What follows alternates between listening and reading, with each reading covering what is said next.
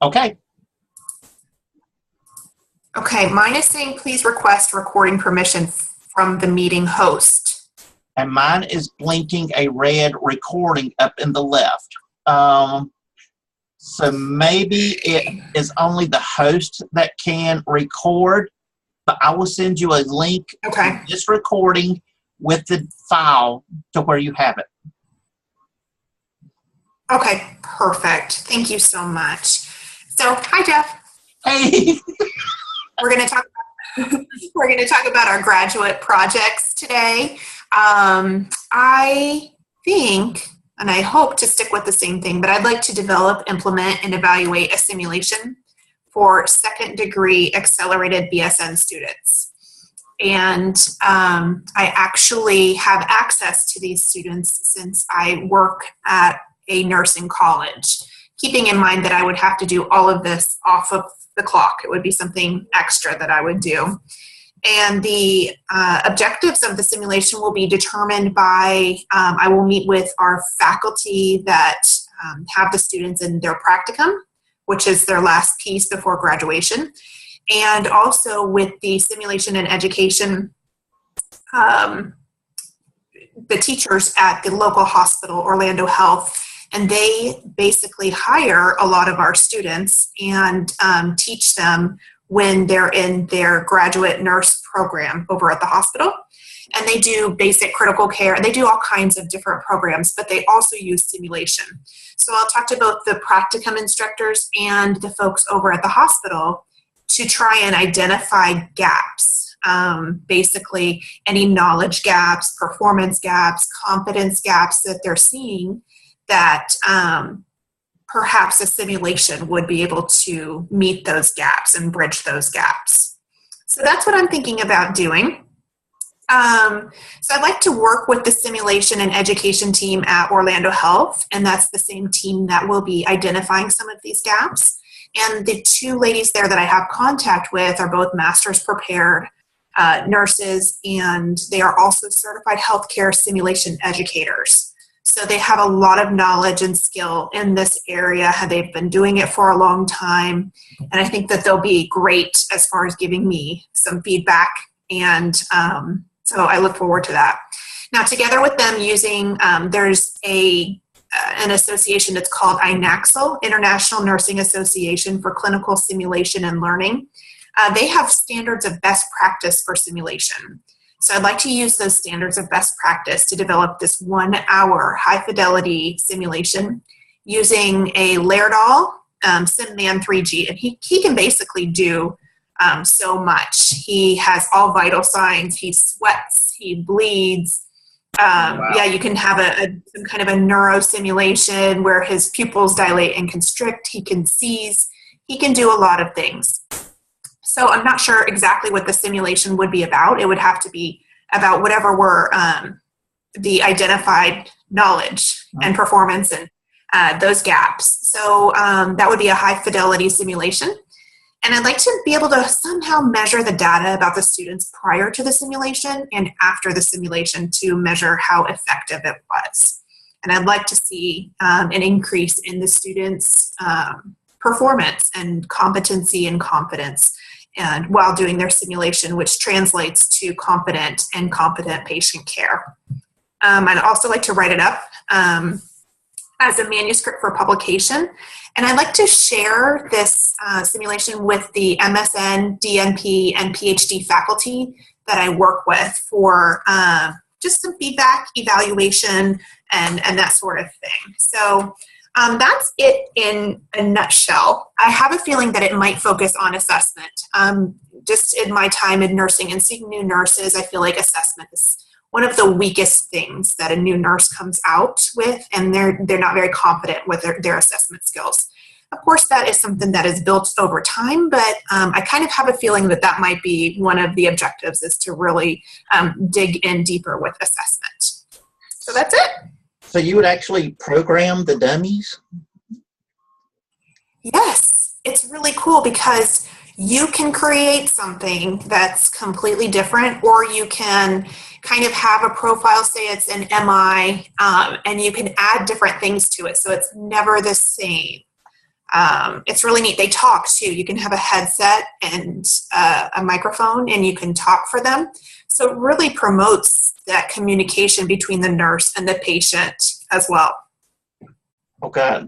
When I went to nursing school, it was just live people, and that was your only thing. Or you had the plastic dummy, like the CPR dummies that just lay there with their eyes open and like, do whatever you want. You ain't going to hurt me.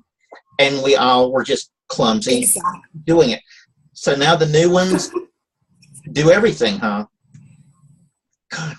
They do. They do. It's really neat. And the research has really shown that just time with the simulators and effective simulation time and debriefing is equivalent to the clinical experience. So it's really been validated that this is how students are learning right now. It's never to be used in lieu of a real patient, but it's really helpful and realistic, and it's very high fidelity. Now, like, can you do range of motion exercises to where that would be gauged and monitored, or is it just like vital signs activity? You can. You can. Some of their joints do not articulate very well the way that a human would. Right. But yes, you can do that. And whoever is evaluating the student, they can, if that was one of their objectives, they can see if the student met that or didn't meet that. Now, whatever the student is not able to do, sometimes they can verbalize what they're going to do. So they're doing what I like to call a walking narrative, or the think aloud approach. So, I'm going to turn this oxygen up to 2 liters, even if the oxygen isn't really hooked up to true O2. Because when I did my first semester of clinicals in nursing school, we were all assigned this one lady in the neurology unit who had been in a coma for 11 years, and she kept coming back because of a bed sore, but because of the coma, they put her on the neuro because that was her primary diagnosis, and they knew how to deal with it. And one of the students who was one of these, which I hate, is the government paid for me to go back to school and retrain. She bragged that, oh, I got to bend her arm. Y'all just let, well, she broke her arm because after 11 years she had contractures, and the girl thought it was a contract of, oh, y'all just couldn't do it. Look, I did it. She didn't realize there comes a time when joints stop working, and we don't try to make them work. She was exactly. Oh my gosh, that was dismissed from school. But it was like, that would be neat if you could teach that to people who, I've never touched another person except for my kid, and this is what it feels like. This is what it does. Yes. And see, good. Tell me what project having in mind. I need help with. One of the things is that when I first started the program and we did the first Zoom, it was, I want to do education. Really wanted to do that. And then talking to Caterpillar, I wanted to do leadership. So I thought I'd been moved to leadership, and my transcripts got sent now. And if I do education, I get 2 classes knocked out. And I have always wanted to do education, but I let somebody talk me out of it. My problem is I've not been in a hospital since 2008. I've been doing occupational health, working alone in a clinic, and I've also been doing home health, working with quadriplegic and ventilator patients alone. So it's going to be trying to get back with an educational program to where I can be accepted to do my clinical. The 2 options are, I would love to go back to Forsyth Tech, where I got my first nursing degree, and do something there because that's where it all began. And I think too, it would help motivate the community college students to like, oh, this ain't just the end of it. You're right there at the same game as people who start out with a BSN. You don't have to go to nursing school right after high school. Sometimes you're a better person for not doing that. I was 35 when I became a nurse. And as a patient told me one time, don't ever have any regrets. Just know that wherever you're at, it happened, and whatever delayed it makes it better when you get there. So I'd like to do either do the clinicals. In hospital, I might not be able to, but I would love to work something with, like the ethics class. I really have a high compassion for students don't take HIPAA and patient care seriously. People don't realize when they're talking about people that you don't know everyone who knows that person you're talking about. Right. When I was a final semester at Forsyth Tech, my mom was in open heart surgery, and I went to see her during clinicals and I had on my nursing uniform. So when I come walking out of the room, the LPN goes, now I know why nobody ever comes sees her. Her family's glad to get rid of her. She ain't nothing but a fat pig. She lazy. And I'm like, well, you can change your assignment. Oh, honey, I don't know where you're going to school, but you cannot change your assignment. You stuck with this woman until your next day off. I'm hoping when I'm off in 2 days, I don't have to get stuck with this woman. She drives you crazy. Oh, my and I'm God. like, you can change your assignment. And she just kept on. And so finally I went up to the nurse manager's office, and she wasn't there, and I talked to the charge nurse about, I want to talk to the unit manager. She was in a business meeting with CNO, and when I told the charge nurse what happened about the patient respect that my mom had just gotten because I had on a nursing student, they didn't realize I was the son. She came up, and the nurse actually made the comment, oh, did you go tell on me? And the charge nurse goes, did you actually say something to him about she's fat and lazy and her family's glad she's in here? Yeah, don't ever tell a student. They'll go tell everything. And she's like, that was her son. So I would like to do something. One of the things my compassion in education is teach the seriousness of patient care, patient respect. And they still use that example in training at the hospital because, it's so far-fetched you wouldn't think it happened. It happened. Exactly. The other thing is I would love to teach something that's going to increase how a student takes nursing. When I went to community college, it was different than my BSN. The community college it's a calling. They tried to make every one of us Florence Nightingales. Oh. You better be glad that you are a nurse. Everybody doesn't become one. I have taught clinicals, and when I was teaching doing chemotherapy, I was teaching clinicals, and one of the students says, I don't do bedpans. I'm a 4-year student. And I'm like, you're not a nurse. You're a student, so go clean, because the lady had C. diff and she was taking chemo. Well, she kept on to the point that 2-year nurses may do that, but 4-year nurses don't.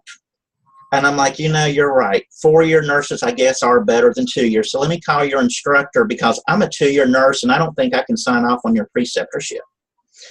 That kind of thing that people grade on, are you a LPN, ADN, BSN, MSN? I want to show nursing's nursing.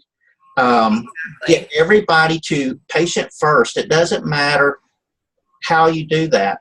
The other thing is to do something with trying to get rid of the bullying in new nurses. One of my best friends failed her NCLEX the first time. I would love to do something to have students to where they were ready for the NCLEX. The first time she took it, she failed it miserably. The second time she took it and had 75 questions. And it was like, that is unreal. Something to build the students, not so much the clinical if I could, but something to build up the quality and respect that a person has for nursing and patient care. That it's not just a classified job opening, that there'll always be jobs for it. Exactly. It's a calling. I would agree with you on that. Having seen a lot of nursing students, as a nurse, seeing them on the floor, seeing them in the unit, and also working in the academic world, it's really made me open my eyes. I got into nursing because I love science. Well, that's not really why I got into nursing, and I didn't know. Nursing is an art and a science. It took me a long time to learn that. No two people will nurse the same way. And I really did get into nursing because I love people. So it was such a realization for me. If you lose that love for people, right, your patients, your coworkers, that respect for human life and value, then you're never going to be a happy nurse. So I really like what you're what you're going to do. And like what you said about the calling, like I have run so many CNAs out of patient rooms because dying is an event that you're getting to share with that person and the family. And I have had so many CNAs go in and go, oh, she's blue from the knees down. And it's like, it's not an exhibition. This is something that the family's going through, the patient's going through, and you're here because I think that nurses and CNAs get desensitized because we go to work every day and we see it. But how many times do you see mama die?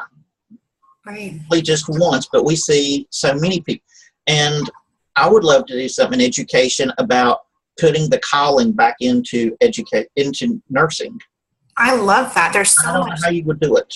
There's so much I think that you could touch on. I remember in nursing school, my very favorite professor was Dr. Sally Carrioff at Florida State University, and she taught death and dying, and that was her whole thing. She's a grief counselor, and That's my favorite part. Yeah, she taught so many of our nursing core courses, but she always brought back the reason that we chose nursing. It's just such high, amounts of stress and all of these things that can really change your focus. But to really, take in that today I'm going to make a difference.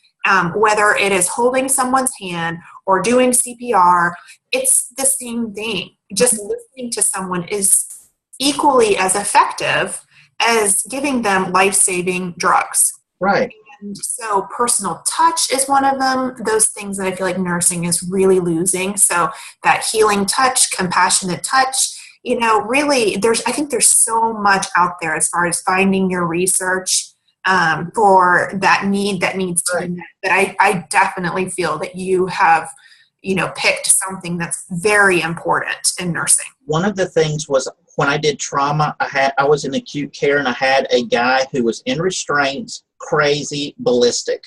And the thing is, I think a lot of nursing students and nurses just go into a patient's room and this is my schedule of events but you've got to find how do you connect with that patient. And for him, he kept yelling out Casey. Well, Casey's my dog's name that I loved. And so we started talking. Come to find out, the reason he was in restraints was because he had a twin brother named Casey.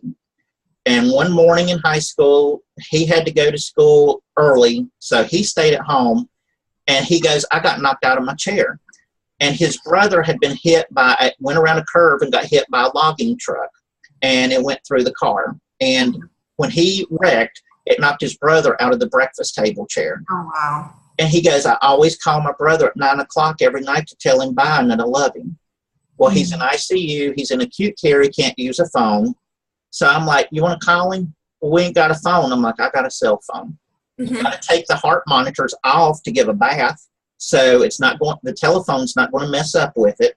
So every night at 9 o'clock, we would call the nursing home where his brother was. And he would tell his brother, hey, Casey, it's me. I love you. I'm okay.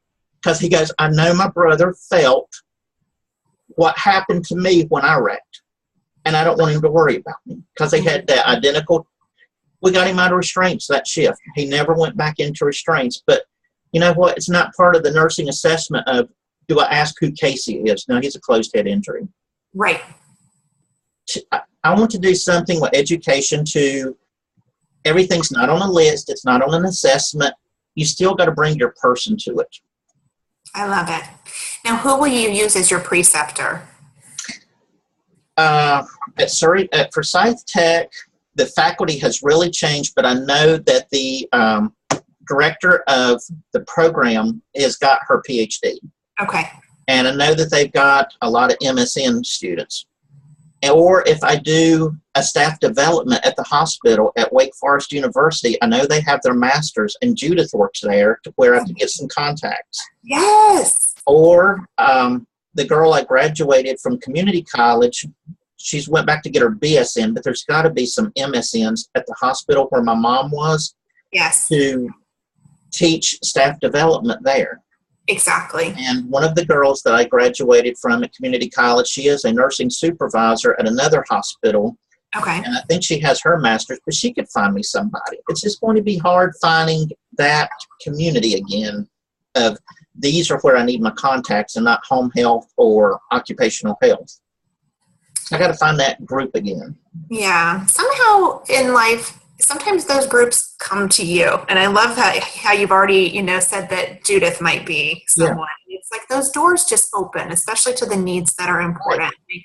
I really think that, I love your topic. I cannot wait to see, what you do with it. So that's something that's very close to my heart too, because it's not emphasized enough in school, nor is it fostered in the busy work life. And see, like I remember when my very first patient died, I don't know where I was at that day, but the last semester, I did have no absences left because of Mama's open heart surgery. But I remember when my first patient died, I don't think that there's enough training on that, because when she died, I called her up and it's like, okay, your mom passed. No, she's not a kidney stone. Your mom expired. No, she's not a license tag number. And I am going through in my head all of these things before I say them. How do you tell someone? And that's what taught me. As soon as I have a patient that I think may be dying, I better make close friends to the family, because until you know them and know their dynamics, it is awkward. It is one of those, oh boy, how do I tell them? And we had one nurse that I was with that I had to apologize to the family because I went in to verify that the man had died, and she just looked at the kids and goes, he's dead. Which funeral home do you want us to call? And they're like, well, aren't you going to do anything?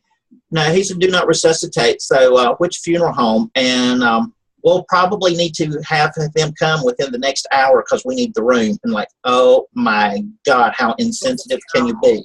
That's terrible. That's like you have one shot to do that, and it's going to affect them the rest of their lives. And it's embarrassing to even be a good nurse and be witness to that. Like, I'm not a nurse. I'm not a nurse. She's the nurse. Right. So I would like to do something about teaching dynamics, in those events. Being able to identify how to relate to your patients and families, because some patients and families, they are just wacko, but then usually there is something going on that we don't know about, that you've got to find out what is it that's really their concern. I agree. Okay. Well, I think that's great. I look forward to working on it. And do we need anything else for the Zoom? I don't think so, because I like yours, because yours is already planned out. Mine, I've got to figure out how to find the people to find a way to do either a class or a clinical. If I do a class, I want to do something on death and dying and nursing ethics and morals. And if I do a clinical, I would love to do something with palliative or a med-surg, because that's where a lot of those patients go to in a hospital. Nice. I like both of those ideas. I'll send you that information about Dr. Sally Carrioff, because she's done a lot of public speaking, and she's like well published. So I'll send you her information. Okay. As well. It might be a good place to start. So. Yeah, because a lot of people think when your patient dies, you've lost. Not necessarily all the time.